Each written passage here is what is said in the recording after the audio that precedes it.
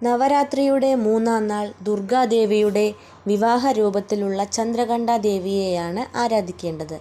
ചന്ദ്രക്കലയെ ശിരസിൽ ചൂടിയവൾ എന്നാണ് ദേവിയുടെ ചന്ദ്രഘണ്ഠ എന്ന നാമധേയം കൊണ്ട് അർത്ഥമാക്കുന്നത്. ഭക്തർക്ക് ദേവി അതിസൗമ്യയും കോപം വന്നാൽ ഉഗ്രസംഹാരിണിയുമാവും.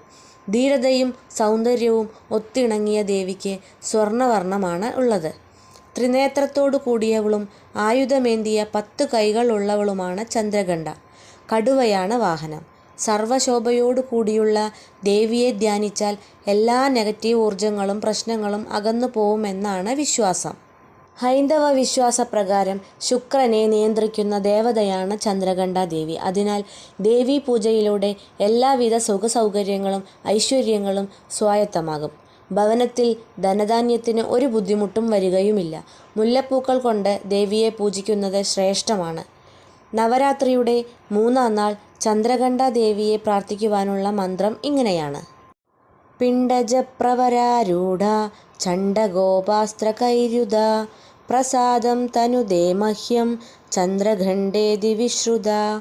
ഇതാണ് മന്ത്രം.